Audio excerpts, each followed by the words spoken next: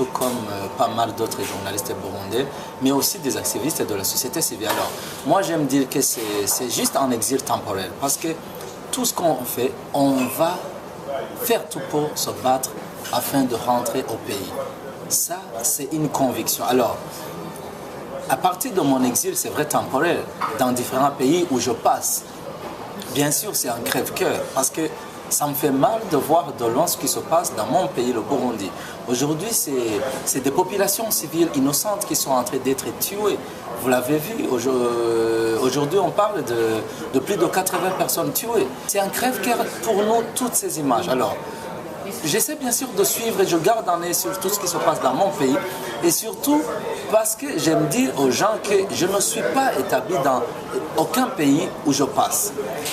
Là où je viens de passer, dans plusieurs pays, c'était juste dans un travail de plaidoyer qu'on est en train de faire, tout comme avec d'autres journalistes, tout comme avec d'autres activistes de la société civile. Alors, je garde un contact solide avec mes collègues journalistes de la RPA, tout comme je garde des bons contacts avec des activistes de la société civile, soit qui sont restés au pays ou bien qui sont aussi en exil. Donc, et ça, c'est pour vous dire que tout est coordonné pour que demain, la situation redevienne normale au pays, pour que demain, tous les fils et les filles de ce pays puissent être réhabilités dans leurs droits de citoyenneté. Est-ce que vous voyez un espoir à court ou moyen terme pour pouvoir reconstruire un environnement médiatique, démocratique? Si aujourd'hui, au pays, il n'y a plus de presse libre, il n'y a plus de médias indépendants, ça ne veut pas dire que ça va rester ainsi. C'est ce que j'étais en train de te dire. Partout où on passe, on récolte des soutiens. Partout où on passe, on récolte des promesses de soutien en cas de besoin. Et c'est pour cela qu'on est en train de tout faire pour rentrer au pays et réhabiliter ce travail de journalisme, ce métier de journalisme aujourd'hui mis en art par le régime de Pierre Nkurunziza. Alors, moi je dirais que je suis optimiste, je suis confiant.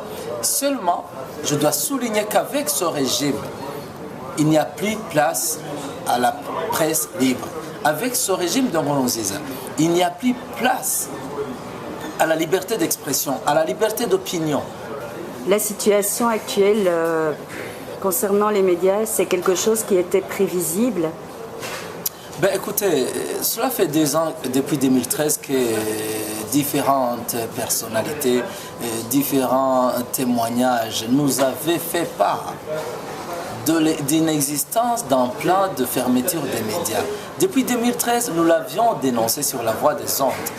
Nous avions dénoncé un plan d'attaque et de fermeture des médias, surtout privés, en particulier la radio publique africaine.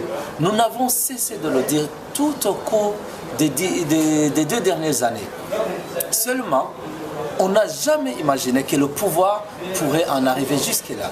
On pouvait croire que le pouvoir va un jour ordonner la fermeture de certaines radiostations, mais on ne pouvait jamais imaginer que le pouvoir allait monter un plan de destruction totale des médias et surtout d'interdiction formelle de fonctionner à tous les médias indépendants, privés, surtout les principaux qui étaient les plus écoutés. On n'a jamais imaginé ce scénario.